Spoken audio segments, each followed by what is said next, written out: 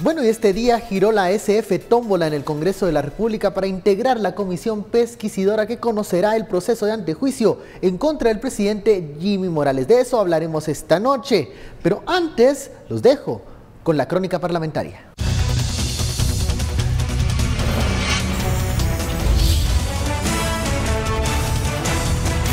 Número 102, Montenegro Flores, Luis Fernando.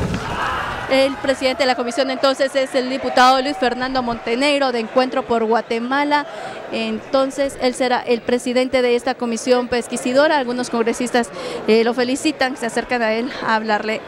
Tenemos entonces en pantalla a Luis Fernando Montenegro, el presidente entonces de la comisión pesquisidora. La tómbola volvió a estar presente en el hemiciclo parlamentario. Este instrumento sirvió para la integración de la comisión pesquisidora que conocerá el antejuicio en contra del presidente Jimmy Morales. Luis Fernando Montenegro, diputado de Encuentro por Guatemala, fue el primero en ser electo y fungirá como presidente. Santiago Nájera de la UNE será el secretario, mientras Fidel Reyes Lee de la UNE, Rudy Pereira de FCN Nación y Boris España, independiente, serán los vocales. Con esta integración, la comisión tiene a 3 diputados de oposición, un oficialista y un bisagra. Estos congresistas deberán revisar el expediente de antejuicio y escuchar a las partes, tanto al Ministerio Público como a la CICIG y al presidente Jimmy Morales. Además, podrán hacer las diligencias que consideren necesarias para emitir un informe circunstanciado. La comisión no podrá juzgar, únicamente deberá determinar si el antejuicio es político, espurio o ilegítimo, y luego dar una recomendación al Pleno de si Jimmy Morales debe o no ser investigado. Se solicita a Secretaría que entregue copia del expediente que contiene las diligencias de antejuicio respectivas. Hasta el momento, la comisión no ha fijado fecha de su primera reunión. Los congresistas dijeron que primero revisarán el expediente. Además, tampoco tienen un plazo establecido para terminar con las diligencias. La ley en materia de antejuicio no establece un plazo y el Pleno tampoco lo delimitó. Este es el segundo antejuicio en contra del presidente Jimmy Morales que conoce esta legislatura. El común denominador es el delito, y es que el Ministerio Público y la CICIG quieren investigarlo por financiamiento electoral ilícito por anomalías en la campaña electoral de 2015. Bienvenidos a Sin Filtro, la etiqueta de la noche, SF tómbola, y estamos haciendo una revisión de lo que sucedió esta tarde en el Congreso de la República, allá en la 9ª Avenida, en donde los diputados integraron la comisión pesquisidora que va a conocer el proceso de antejuicio en contra del presidente Jimmy Morales. ¿Cómo quedó integrada esta comisión y qué escenarios le espera a este proceso de antejuicio? Para eso usted puede enviar sus comentarios y opiniones con la etiqueta SF tómbola. Damos la bienvenida a nuestros analistas. Osvaldo Samayoa, muy buenas noches. Buenas noches, qué gusto. Daniel Herring, buenas noches. Buenas noches, Ben. Bueno, comenzamos con el análisis de los integrantes de la comisión pesquisidora. ¿Cómo quedó esta comisión? ¿Le favoreció la tómbola a Jimmy Morales, Daniel? No. No. No, hay dos diputados de la UNE y el presidente que es de Encuentro por Guatemala. Entonces, no parece que los números le vayan a salir, más bien, en el mejor de los casos, 3-2. Aunque, hay que decirlo, esto tampoco cambia el panorama de forma sustancial, porque no hay que olvidar, justo hace un año, casi justo hace un año, la anterior comisión pesquisidora le dijo que sí se le levantase el antejuicio y todos conocemos el resultado que vino después, ¿no? Entonces, esa comisión sirve más como un escaparate para presentar distintos argumentos, más que como un órgano de decisión. ¿Cómo quedó integrada la comisión pesquisidora? ¿Buenas noticias para el presidente Morales? Buenas noches. Yo creo que no son buenas noticias en el sentido de si hacemos ese análisis de 3-2. Pero como bien decía Daniel, el tema, al final el soberano en el Congreso de la República es el Pleno. Y ahí ya no tendríamos que entrar a contar tal vez los votos, sino los acuerdos y los pactos que hay.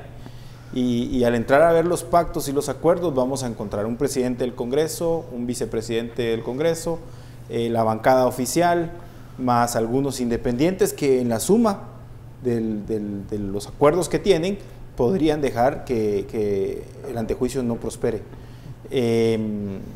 Pero en esta comisión pesquisidora, en un año preelectoral, bajo la presión mediática y social que existe, yo creo que esta comisión no se va a prestar o no va a dejar que le queme la pelota caliente que tiene y se lo va a trasladar al Pleno con un gallo gallina, como decimos, como hicieron hace un año, donde le decía, pues no encuentro elementos como para negarlo, pero también considero de que no debería de perseguirse. Ese juego que hizo el presidente de la comisión anterior sin atreverse a dar un pronunciamiento preciso, que fue lo que, de donde se agarró el Pleno en aquel entonces para decir, como no entiendo qué es lo que me dice la comisión pesquisidora, mejor no. Sí, claro. O sea, ¿verdad? No vamos a tener una comisión pesquisidora como la que conoció el antejuicio del expresidente Otto Pérez Molina.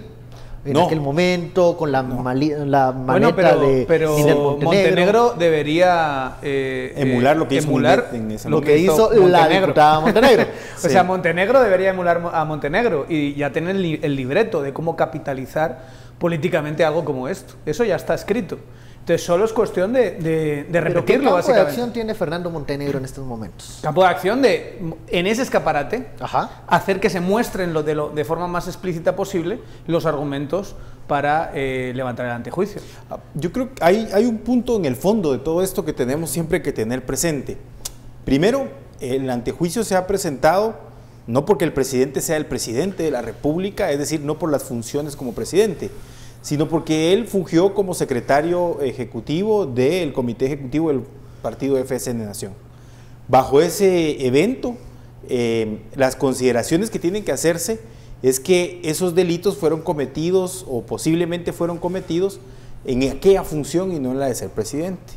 Bajo ese parámetro, el mal de fondo no se contiene en el ejercicio del poder, sino en cómo los partidos políticos han estado siendo administrados. Por eso es que la reforma a la ley electoral del año 2016 es importante, porque no permite al candidato ser el secretario ejecutivo, ser el que administra, ser el que controla, sino que separa estas funciones. Esto nos garantizaría que en el futuro no nos volvamos a encontrar con este tipo de acusaciones.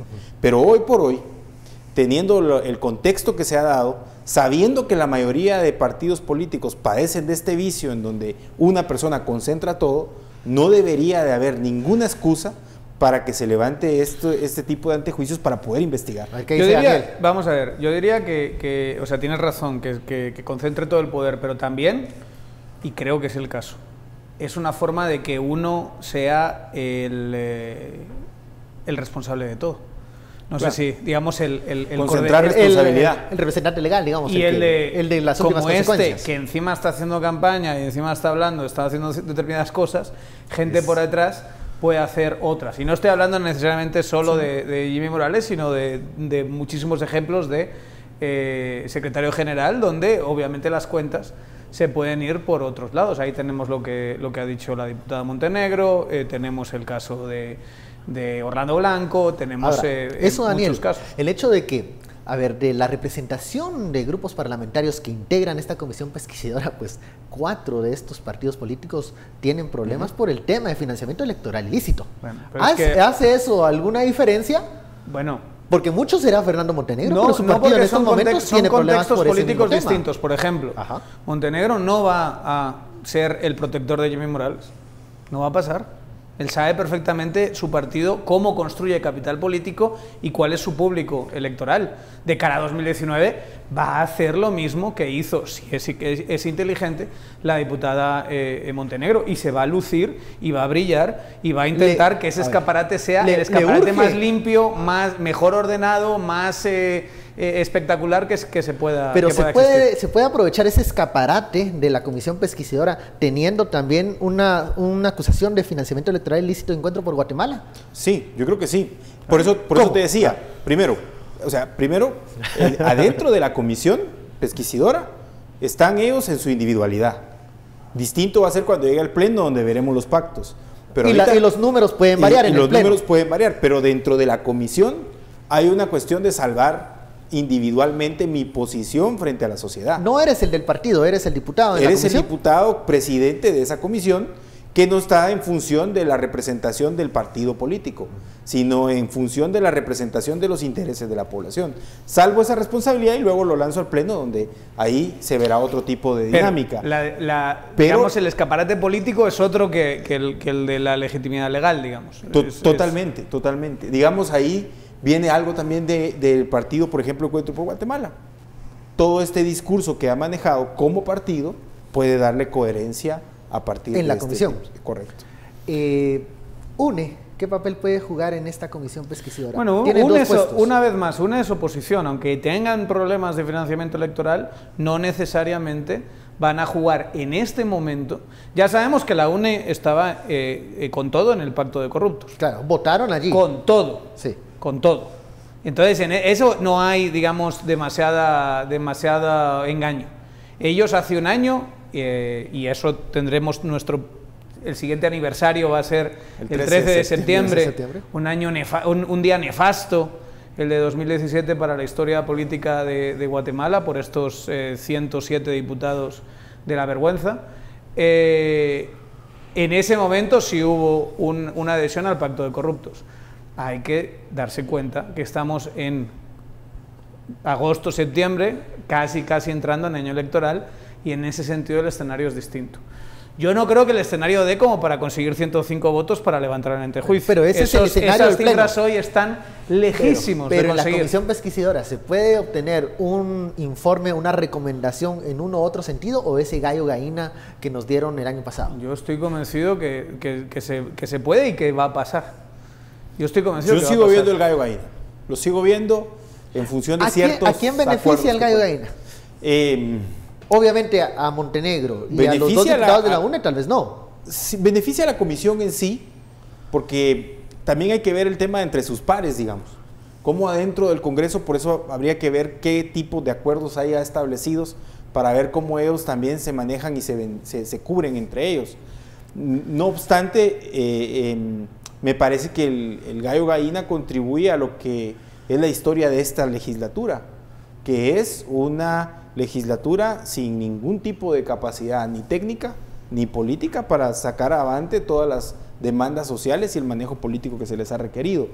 Y eso los conlleva a siempre mantener un nivel muy bajo en cuanto a sus decisiones que han... Pero piénsalo así, en 2019, o sea, estando a las puertas de 2019, diputados de la UNE, ¿cómo se verían si hacen un gallo gallina que al final va a ser interpretado como una defensa como un blindaje al presidente, como una forma de darle un escape, como pasó la vez pasada al presidente? Yo ese escenario sinceramente no lo veo. Veo que es un desgaste innecesario, y hay que decirlo, el presidente, ya entrando en 2019, todos los presidentes ya empiezan a importar muy poco. Y su capital político y su importancia política en todos los presidentes, no es una cosa de Jimmy Morales, empieza a descender. En el caso de Jimmy Morales es mucho peor. Este presidente está completamente y totalmente atado de manos, y es un presidente muy poco importante hoy políticamente. Ya de cara a 2019 es una figura perfectamente a sacrificar por parte de todo el mundo, y en 2020 nadie va a estar ahí para defenderlo. Vamos a hacer una pausa y regresamos. La etiqueta SF Tómbola. Volvemos. ¿Qué pasará con la comisión pesquisidora luego de que se integrara y que salieran los nombres de la famosa tómbola?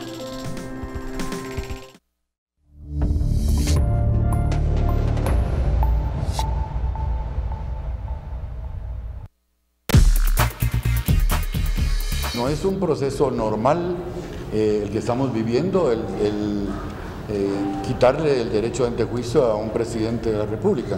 Es cierto que ya tuvimos uno, pero hay que hacerlo con toda la responsabilidad del caso. Y a eso me refiero yo. No le estamos quitando la inmunidad a cualquier otro funcionario, sino al presidente de la República. El trabajo de esta comisión es darle confianza al pueblo de Guatemala, sobre todo en las leyes, en la ley correspondiente. Y para ello tenemos que ser imparciales y no hacer caso a ningún juicio de valor que sea vertido sobre el particular. Entonces, en una palabra, tenemos que ser esclavos a la ley. Tenemos que ser respetuosos y cumplidores de la Constitución Política de la República de Guatemala. Tengan la plena seguridad que esta comisión va a trabajar por emitir un dictamen, un fallo que sea apegado a derecho. Yo no he recibido ninguna llamada, ni me han dado ninguna instrucción. Aquí somos parte de los 158 diputados que estamos sentados acá, no representando un partido. Nos eligieron en el Pleno para venir a conocer el proceso de antejuicio del señor presidente. No podemos emitir opinión porque no conocemos el expediente, pero tengan la certeza de que vamos a ser imparciales y objetivos en la manera que podamos. Estas serán las reacciones de los integrantes de la comisión pesquisidora luego de ofrecer una conferencia de prensa. Ya cuando el nombre salió de la famosa tómbola, pues ellos dicen y ofrecen imparcialidad y objetividad durante todo el proceso. Se había quedado con la palabra Osvaldo. Sí, bueno, era para darle también cancha a lo que estaba diciendo Daniel. Es cierto, hay que reflejar que con las reformas ahora tenemos una cuota fija de diputados, 160 diputados. Ahí queda esa cuota con la reforma de la ley electoral y tenemos un componente muy grande de diputados distritales. Diputados que no van a sacrificar tampoco su posible elección el siguiente año, salvando a una persona cuyo crédito o cuya credibilidad viene siempre a menos. Bajo eso hay que recordar que el 13 de septiembre del año pasado, cuando se aprueba este pacto de corruptos que le llamamos, muchos diputados distritales se metieron en problemas con precisamente sus distritos. Encabezaban sus caras las manifestaciones. Las manifestaciones, les pintaron las casas, algunos los declararon non gratos también, llegaron hasta les sus pegaron viviendas. Papeles en sus oficinas. A ellos sí les pega ese voto más directo, ¿no? Por supuesto, porque muchos de ellos ganan no por el partido en el que estén, sino por ser quien son. Claro. Y entonces ese manejo sí puede llevar a que el Pleno del Congreso incluso tenga o gane otro nivel de aceptación y termine. Porque si esta comisión pesquisidora da la recomendación, obviamente no es vinculante, pero da la recomendación que existen suficientes indicios para retirarle la inmunidad al presidente, el Pleno tendría que entrar en este dilema entonces. Si hay una determinación de parte de la comisión pesquisidora. Tienen que entrar y se van a ver obligados a entrar a un desgaste importante. Porque en principio, como decimos, los 105 votos, las cifras no salen. No salen para que se levante el antejuicio, o sea, hay demasiado en juego para determinadas marcas partidarias y ahí van a estar los liderazgos de esas marcas de Felipe Alejos de todos y digamos el FCN con sus cuadros, con Javier Hernández y todo eso, van a estar intentando aglutinar por lo menos esa cantidad de votos que impida que se llegue a 105. Entonces va a quedar una cosa así como mitad y va a pasar como la otra vez.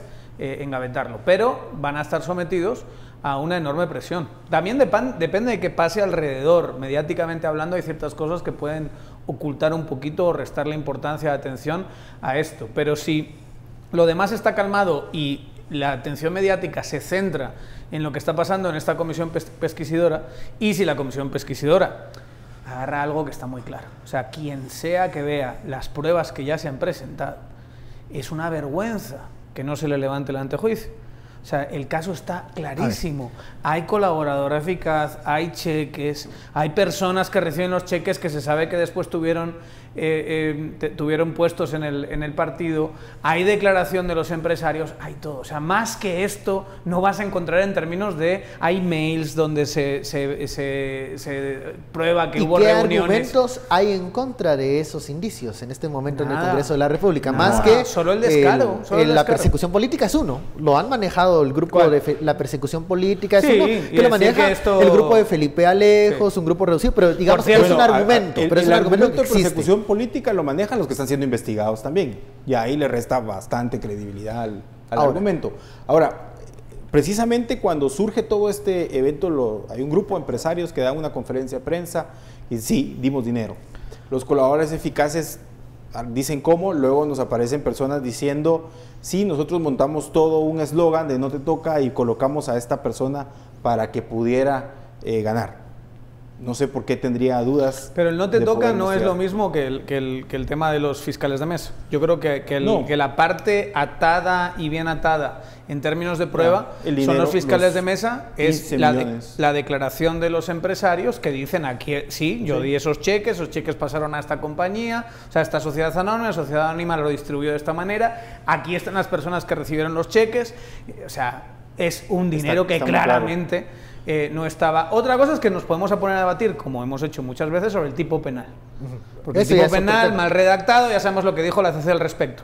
Pero cuando asumimos que el financiamiento anónimo no está bien Y eso es lo que se está juzgando en este momento. O sea, el caso está muy bien montado. No sé si se van a aferrar a el tipo penal como para dar una argumentación y decir que no pueden decir que eso sea delito. Hay que investigar, ¿verdad? Para eso se quiere quitar el antejuicio, porque la investigación te va a dar la calificación penal que le tendrás que dar y por eso perseguirlo. Pero en cualquier caso... de entrada hay financiamiento electoral ilícito. Bueno, de entrada hay financiamiento anónimo. O sea, porque claramente las fuentes sí son lícitas. Sí, ahí hay una discusión que es lo que dice la Corte, ¿no? Exacto. Por eso digo, puedes hablar del tipo penal, sí, pero el hecho de que se dio dinero al margen y no registrado en el Tribunal Supremo Electoral es algo, para toda persona que quiera ser un poco honesta, innegable. Que nos puede parecer bien o mal, que debería ser una falta administrativa o no, que tendrían que haber redactado mejor la ley, todo eso es verdad. Pero la realidad es que hubo un dinero que no pasó por el TSE y que en principio, por ser el secretario general de ese momento, Jimmy Morales tenía algún tipo de responsabilidad según la legislación anterior. ¿Qué escenario tenemos con un presidente sin esta inmunidad? Con digamos, que se reúnan los 105 votos y se le quite el derecho de antejuicio. Algunos vaticinan ingobernabilidad. Bueno, ingobernabilidad ya tenemos, digamos, en el sentido de que el Ejecutivo no tiene una orientación precisa en todas sus políticas. Bueno, tenemos un presidente que se va a trincherar más, creo yo, que va a decir yo no salgo. Pero aún peor, digamos, o sea, en el sentido en que si ya está desactivado políticamente, si ya no tiene ninguna gran decisión que tomar, salvo la prórroga de la CICIG, que eso todavía quedan bastantes meses y pueden pasar muchísimas cosas, si se levanta, yo estoy convencido de una cosa, y me puedo apostar lo que ustedes quieran, aquí, ahora, en televisión. En este momento. Estoy convencido que no lo detendrían al día siguiente. No, por supuesto. O sea, se le quitaría el antejuicio solo porque mucha gente se imagina que le quitan el antejuicio y directamente lo llevan enchachado. No es así. Se le quitaría el antejuicio y se empezarían a investigar sus cuentas y a tomar declaraciones. Pero ¿cómo queda la figura presidencial siendo investigada? Es que eso no, queda más desactivado políticamente aún. Por eso te digo, se atrinchera en el evento de decir personalmente, defenderse y empezar un discurso de defensa radical, de decir que él no tuvo nada que ver y empezar a declararse inocente en todo momento. Pero realmente en el evento ético, digamos, moral del puesto, debería hacer lo que hizo Otto Pérez Molina. Otto Pérez Molina dijo, esto daña la figura presidencial y renunció para salvar la figura presidencial, salvando aquello de que hay un proceso constitucional establecido en la ley para este tipo de casos, en donde asume quien ocupa la y en este escenario, algunos parlamentarios dicen hay que elegir el mal menor, es mejor continuar con el presidente Morales que entrar a este proceso, que obviamente no es automático, como dice Daniel, pero que podría sí resultar en una renuncia en algún momento del presidente Morales. No sé qué piensa Daniel, pero lo que yo veo es que estamos permanentemente aplazando las crisis. O sea, hay permanente, por el temor a la gobernabilidad, a la inestabilidad, permanentemente aplazamos crisis. Y ese aplazamiento de crisis nos lleva a estar en este círculo vicioso de que cada vez vivimos lo mismo, cada vez en periodos más cortos, y que no lo vamos a terminar si de tajo no le entramos a hacer todas las investigaciones que se tienen que hacer.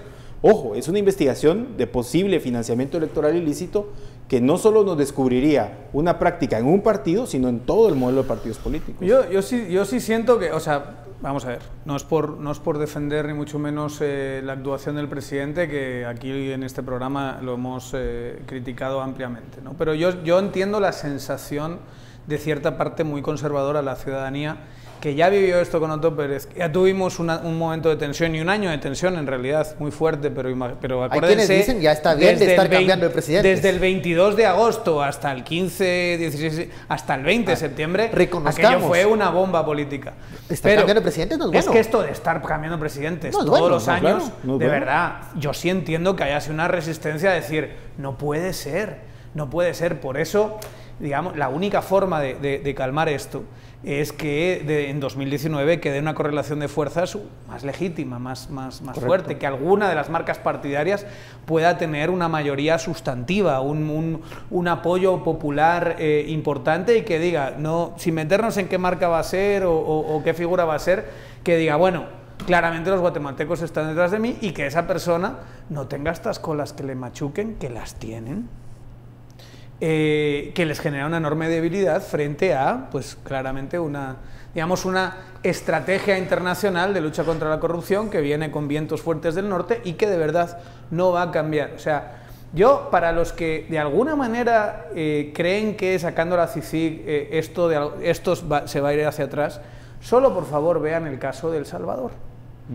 En El Salvador no hay CICIG, pero hay una especie de FESI que ha sido apoyada con todo por Estados Unidos y que tiene a Saca confesando ya delito, tiene a Funes procesado, tiene a Flores en su momento. O sea, realmente es un proceso, quizá no con la intensidad y la fuerza que ha tenido en Guatemala, pero es un proceso muy similar. Y también parece que ese proceso en El Salvador va a seguir.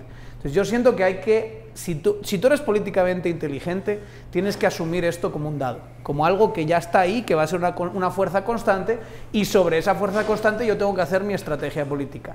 Querer ir contra ella, querer desviarla, querer pararla, ha llevado a todos estos esfuerzos inútiles que en realidad lo único que hacen es ganar un poquito de tiempo, desgastar, pero no hacen mucho más. Y ahí mete todo, mete el tema de Israel, mete el lobby, mete lo que tú quieras, a lo mejor cierta simpatía por parte de determinadas personas en Casablanca, pero no ha cambiado la política general, porque esto es un transatlántico que es muy difícil de cambiar, o si vas a cambiarlo, vas a cambiar un poquito, pero no vas a darle una vuelta como si fuese una moto. Esto es un tractor. Es parte de un proceso de maduración que hay social. Vamos a la pausa, regresamos, la etiqueta SF Tómbola. Al continuar, llegamos con las conclusiones del primer tema, pero también, ¿qué pasa con el general Melgar Padilla? Salió de prisión, va a arresto domiciliario.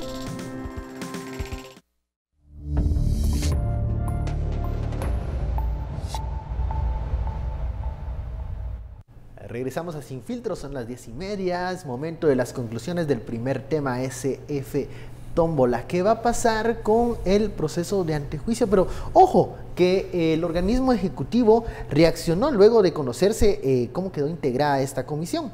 Y demos lectura, fue un breve, escueto comunicado en el que dice que es garante del principio republicano de la separación de poderes por medio del cual se legitima el ejercicio independiente de los organismos del Estado. Punto número 2, que espera la imparcialidad y objetividad de los honorables diputados integrantes de dicha comisión. Y 3, dice, el presidente Jimmy Morales manifiesta públicamente que obtuvo el respaldo popular en las urnas con la campaña más austera de la historia, gracias a la voluntad del pueblo de Guatemala. ¿Por qué? Esta respuesta, ¿por qué hace? No, pero una pregunta, a ver. ¿por qué sabemos que es la más austera? Por los datos del TSE. Claro. Es decir, datos donde no está metido el dinero del que estamos hablando. O sea, esto es dispararse en el pie. Está hablando de un dinero que es el que precisamente no está registrado. Regístralo. Incluso registrando ese dinero es posible que haya sido una campaña. Pero primero, para ser honesto, metamos ese dinero como dinero que utilizaste en la campaña. El dinero que recibió, que ya otros dijeron que sí lo dieron y que no está.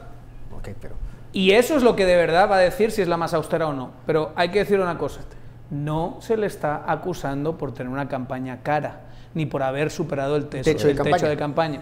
Se le está diciendo, no se le está acusando, se le está pidiendo levantar ante juicio para poder investigar, porque hay dinero no registrado. Y hay que decirlo, y solo para que se entienda bien. ¿Por qué no nos gusta el dinero no registrado? Apliquemos la pena que apliquemos, y yo sí creo la separación de los delitos, que hay desproporcionalidad y que tiene razón la CC en que tiene que haber proporcionalidad. Pero ¿cuál es el gran problema con eso? El gran problema, y esto que lo sepan las personas que han dado dinero de esa manera, modalidad, digamos, ese dinero lícito que se le ha dado a un partido, es que tú no tienes ningún control de ese dinero.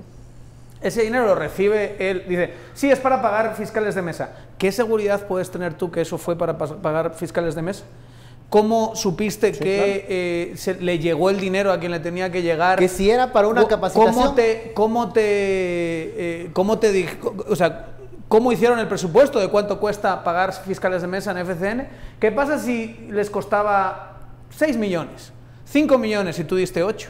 ¿Qué pasó con los otros 3? Esa es la tragedia ¿qué pasó con los otros 5, con los otros 6? O sea, es imposible tener ese control. Tú tienes un cheque que va a el del municipio, o tienes un cheque que va al del distrito, o tienes un cheque que va a alguien del partido. ¿Y ese dinero dónde acaba? ¿Dónde va? ¿De verdad acaban fiscales de mesa? No podemos saberlo, porque eso es lo que tiene el dinero anónimo, y ese ha sido el negocio de muchísimos candidatos tradicionalmente en Guatemala, que han agarrado dinero que se les da en las campañas, han dicho sí, voy a pagar una publicidad muy importante, se lo han metido en el bolsillo y han vivido 3 años de ese dinero. Y al 4.º año se vuelven a presentar, vuelven otra vez a hacer el paripé, una parte la gastan en campaña y me guardo que tengo que vivir los próximos 3 años. Y como no está registrado, puedo hacer lo que quiera con ese dinero. Y ese es el negocio incluso de los candidatos perdedores, ¿no? O sea, sí, por eso digo. Muchos campaña tras han vivido de eso. Sí, han vivido de eso. Y ahí han surgido los partidos franquicia, que le decimos también, que te lo presto, lo usas, me lo devolves. Todo este tema ciertamente requiere más reforma en el tema administrativo y en el tema penal, requiere ser bien discutido, no tan apresurado como lo querían hacer en el Congreso, tienen cosas más de fondo. Ahora, me parece que hay que pedirle a la comisión pesquisidora que se nombró hoy diligencia debida, es decir, que sea oportuna, que sea oficiosa, que responda, que comunique permanentemente y que nos tenga resultados lo más pronto posible, que no lo dilate, porque entre más tiempo lo quiera extender, la presión va a subir sobre ellos de parte de la población. Bien lo decía el presidente de la comisión, el diputado Montenegro, no es contra cualquier ciudadano, es el presidente de la República y esto requiere una diligencia rápida. Entre más tiempo ellos retrasen, es más dañino para todo el proceso del país. En todo este proceso de la comisión pesquisidora, ¿en algún momento aparecerá el fantasma del transfugismo, esta modificación que quieren pasar de una forma o de otra? No en la pesquisidora, en el pleno. En el pleno, en el hemiciclo, como una moneda de cambio tal vez, o una coyuntura perfecta, una tormenta perfecta para matar 2 pájaros de un tiro. ¿Cómo puede perjudicar o agilizar el proceso del antejuicio este tema del transfugismo? Surgen 2 dudas. A mí me surgen 2 dudas muy técnicas, si lo queremos ver así. Toda reforma a las leyes constitucionales tiene que ir a una opinión consultiva a la Corte de Constitucionalidad. Lo que la Comisión Legislativa Específica está diciendo es que si regresa la reforma a como la Corte ya lo había dictaminado, ya no tiene por qué mandarlo. Yo creo que sí lo tiene que volver a mandar. Y ese tiempo no lo han tomado en cuenta, del que lleve la Corte en emitir una opinión. Ahí ya estamos hablando de una discusión que se alarga, el periodo legislativo termina el 30 de noviembre, hay un presupuesto que discutir y hay otro tipo de cosas que no daría tiempo. Sí, pero fíjate si lo han tomado en cuenta, porque eso los tienen muertos. Los tiene muertos, sí. Porque el proceso de negociación es muy difícil sentarse sin la certeza de que te vas a poder presentar. ¿Qué pasa si la CC, aunque yo consiga los 105 votos aquí, qué pasa si la CC me lo arruina después? Correcto.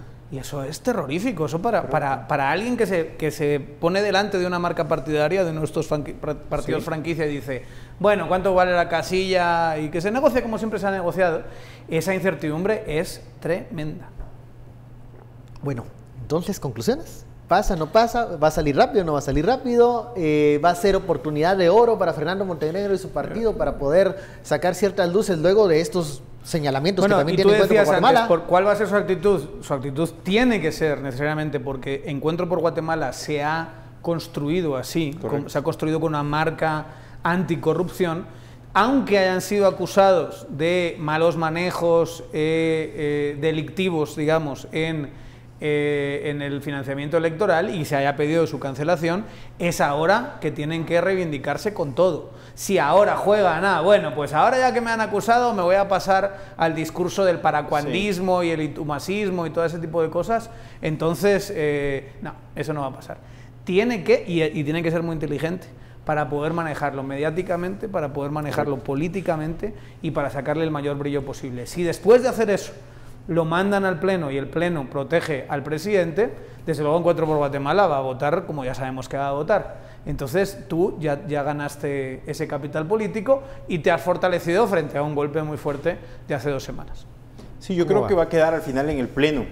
Y lo digo así, podría decir que hay 2 opciones, un sí, hay que levantar el antejuicio, o ese gallo gallina. No creo que digan no, forma expresa.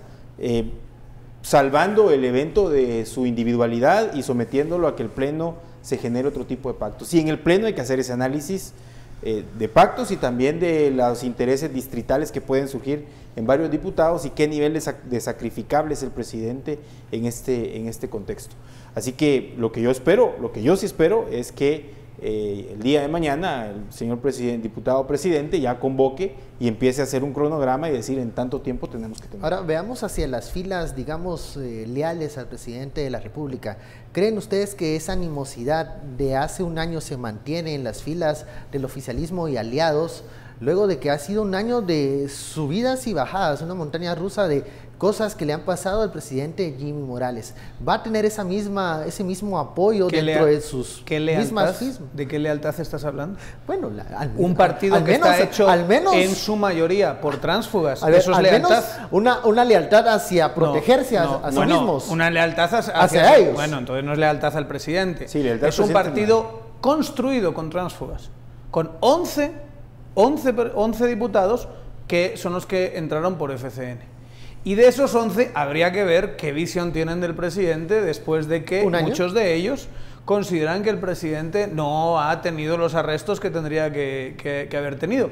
Y cada vez, uno nota esa clase de desgaste, cada vez se escuchan más voces, incluso voces que han defendido a ultranza la institucionalidad o como quieran llamarlo, que están diciendo el presidente no tuvo el valor, el presidente va a acabar usted muy mal, y que están poco a poco, por lo menos discursivamente, tomando distancia y diciendo, bueno, tú sabrás. O sea, hay una cosa muy triste de este presidente, y es que apenas, por lo menos yo no me he encontrado a nadie, ni he leído nada que no tenga que ver con, no, defendamos al presidente porque fue electo y porque es mejor que nos venga, no sé, una conspiración socialista de Soros o como quieras ponerlo. Pero que alguien diga, este presidente es el mejor presidente o es un buen presidente porque ha hecho esto, esto y esto, casi nada. Solo las mensajes que salen del mismo gobierno. Las defensas son peores nada. Eso es. Peores o mejor que otro que pueda llegar que me da más miedo. Pero no se defiende a Jimmy Morales en sí. Se le dice, no sabe nada, no ha hecho nada, es un tal y un cual, pero es un golpe de Estado. Entonces tenemos que defender la institucionalidad. Eso deja muy mal al presidente, porque no hay una defensa directa a su figura política, hay una defensa lateral de lo que venga va a ser peor que tú, entonces mejor quédate aquí conmigo. Y eso es muy triste para el presidente, y eso implica, una vez más, cada mes que pase, que ya el presidente va importando menos. Cuando pase el proceso ya de eleccionario, ya sepamos quién va a ser nuestro próximo presidente o presidenta, y esta elección va a ser una elección donde hay mujeres muy fuertes, digamos, en el proceso. Por lo menos 3. Hay 3 muy fuertes, hay 3 candidatas muy fuertes. Entonces, en principio, no sabemos si van a llegar ahí. Pero bueno, a lo que me refiero, ya cuando pase eso, o sea, este presidente va a ser... Solo esperar a que llegue el 14 a los 14 y ya que ¿Hay algún escenario escenario positivo para el presidente Morales, por ejemplo, que quede este antejuicio engavetado, ahí guardado como el primero? Pues es ganar tiempo, nada más. Es que es lo que te decía, de aplazar crisis, ¿por qué no...? ¿Aplazar? Sí, ese es el escenario más positivo para el presidente. A ver, ¿cuál es el origen del transfugismo en los partidos políticos? O sea, hay muchos orígenes, pero escojamos uno. El tema de es electo diputado, me voy a pasar al partido oficial, porque al pasarme al partido oficial, en el distrito que fui electo, tengo acceso a pedirle al gobierno que me dé obras, a poder inaugurar las obras junto con el presidente, a poder hacer acuerdos con gobernación, para donde mi figura como diputado esté presente. Pero en el último año, si este partido ya no es tan fuerte por el desgaste político natural que lleva, voy a hacer tránsfuga y me voy a pasar al partido que posiblemente vaya a ser el ganador. Ese ha sido 2 de los criterios que han utilizado para hacer tránsfugas. Esta vez fueron tránsfugas al pasarse el FCN, pero ese FCN no solo está desgastado, sino que está tendiente a desaparecer, y en la mira no hay otro partido que en este momento me dé el crédito de decir, a este va a ganar. Porque es tan impreciso como está el clima, con todos señalados de lo mismo de financiamiento electoral ilícito, anónimo, que es sacrificable el presidente para salvar mi figura individual frente a mi distrito. Y al salvarlo no va a importar con qué partido termine yendo, sino que lo puedo salvar. Bajo ese parámetro es sacrificable el presidente. Digamos, en algunos incentivos hay, pero no salen las cuentas de 105 votos porque es que también va a haber cierto incentivo de que hay una incertidumbre que los mismos políticos tienen de quién va a llegar. El año electoral es bueno tener una figura presidencial que me pueda apoyar de alguna manera, o por lo menos que no esté encima de mí, y yo creo que eso es lo que al final le va a salvar. Y también la parte simbólica, o sea, dejar que, entre comillas, caiga el presidente, es dejar que el otro bando, digamos, el bando de MP, CICIG, Embajada, gane. Entonces tenemos que, si se acuerdan la arenga que Felipe Alejos soltó, el audio famoso que yo creo que el mismo Felipe Alejos filtró diciéndole diputados nos están atacando y tenemos que defender y tal, la retórica es muy fuerte y esos liderazgos en el Congreso yo creo que no van a dejar que caiga el presidente, porque que caiga el presidente va a ser un golpe simbólico muy fuerte para ellos.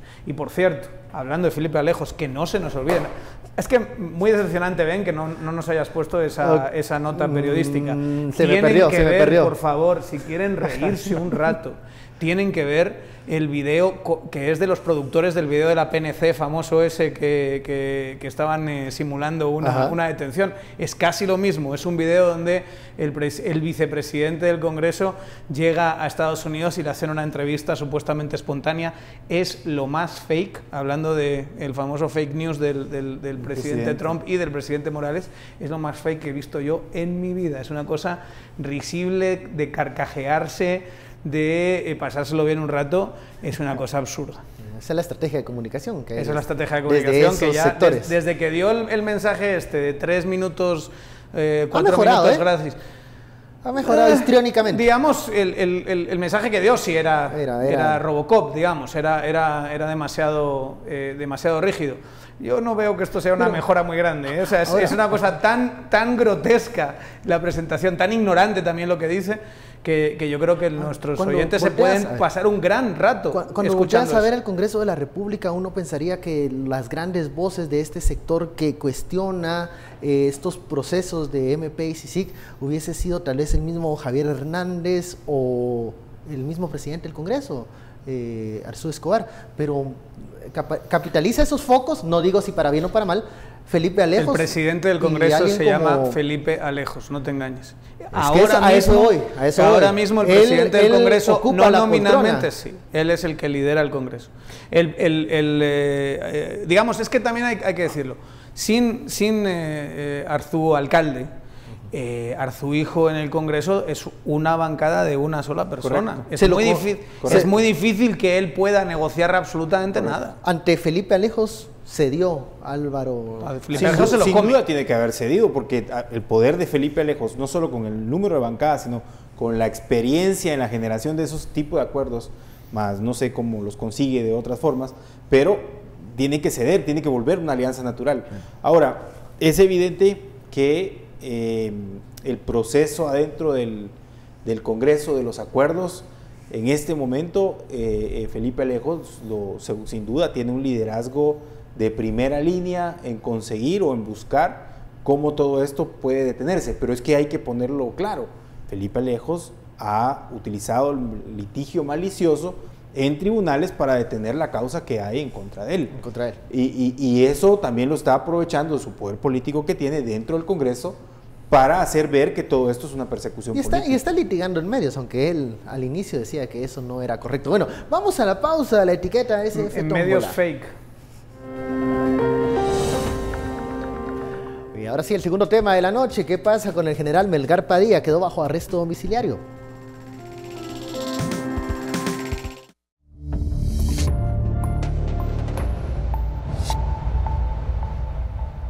Regresamos a Sin Filtro, es momento del segundo tema de la noche. Este día quedó bajo arresto domiciliario el general Eric Melgar Padilla. Esto en medio de la audiencia de primera declaración que quedó suspendida porque se quiere aclarar un punto. Y es el punto inicial de la controversia del general Melgar. ¿Goza o no de antejuicio? ¿Qué pasa con este tema? Parecía que era muy claro, había una orden de captura, pero ahora el juez prefiere darse unas horas y aclarar el proceso que, él lo decía en la nota, pudiese entramparse más adelante si no se aclara de una vez por todas qué pasa con la figura del general Melgar Padilla. ¿Qué sucede acá? Bueno, lo primero es que me extraña, digamos, que habiendo pasado tanto tiempo de aquella vez, hace 6 meses, 5 meses de esta misma discusión, me extraña de ambos lados, tanto del Ministerio Público como de la Defensa, que no tengan los argumentos y documentos suficientes para demostrar cada uno su postura. Uno de que no la tiene y el otro que sí la tiene. Pero recuerdo que en aquel entonces claramente se dijo que el general ya no era parte de aquel fuero de jurisdicción militar y que por lo tanto, en todo caso, si sí tuviera antejuicio, él ya no tenía o ya no gozaba de esa prerrogativa. Mi opinión personal, mi opinión técnica es que él no goza de antejuicio porque el fuero militar, los jueces militares están en el ámbito únicamente para resolver violaciones a las normas militares y en ningún caso van a conocer, y eso está claramente resuelto, nunca un fuero militar podrá conocer eventos de civiles.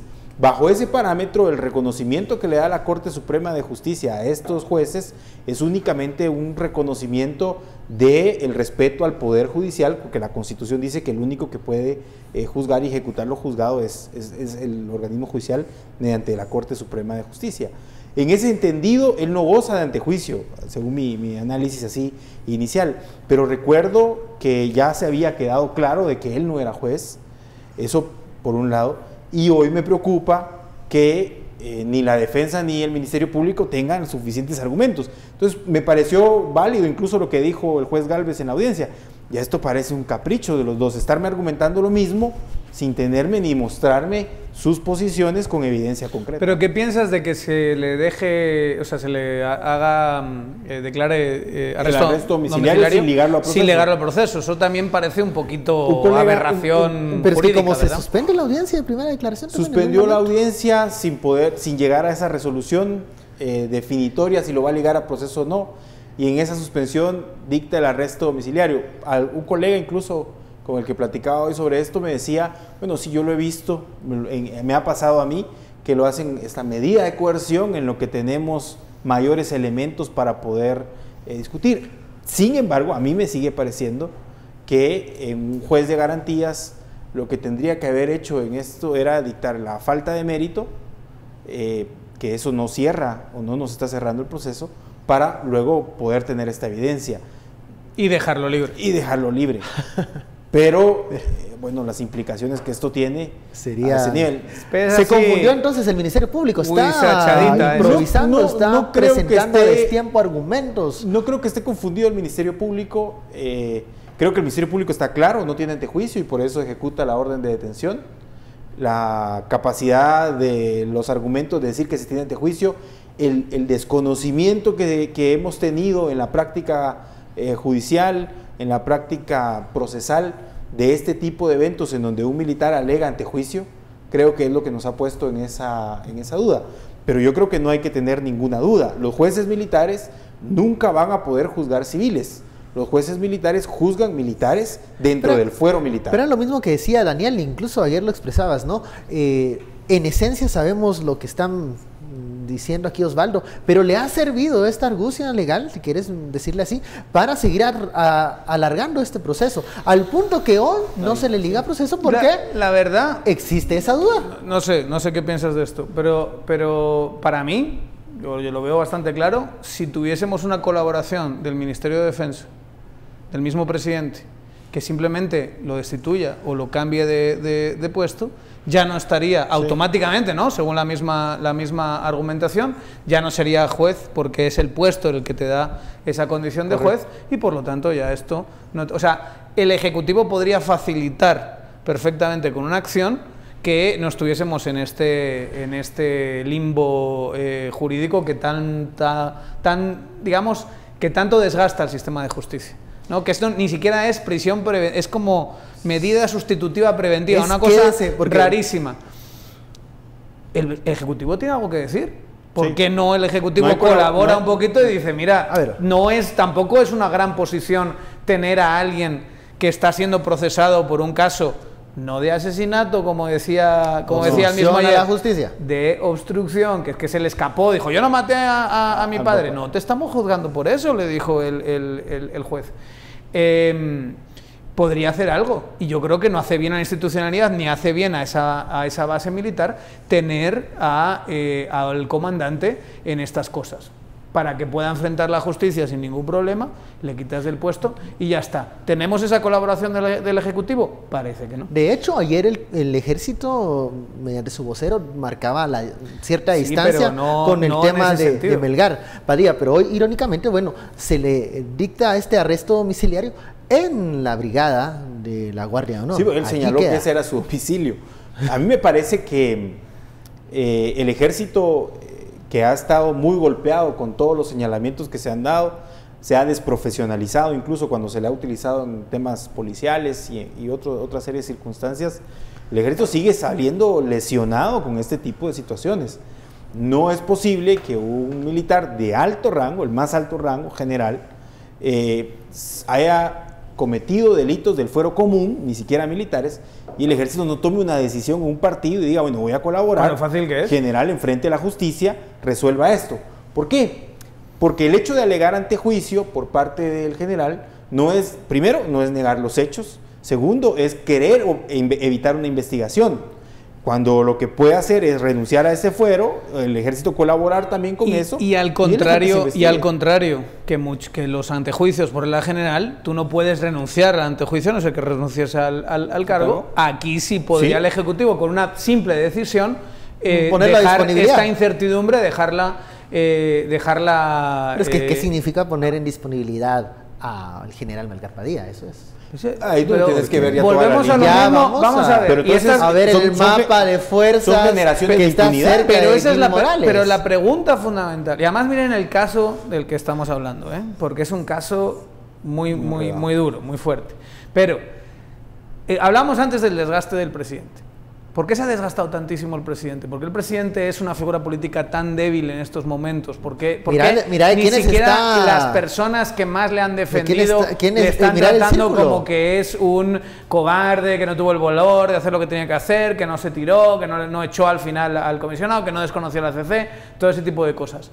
¿Por qué? Porque te asocias con esta gente, te van a desgastar inevitablemente. Los Melgar Padilla son un desgaste para ti y aún así sigues haciendo cosas por acción u omisión que les está defendiendo. Es así.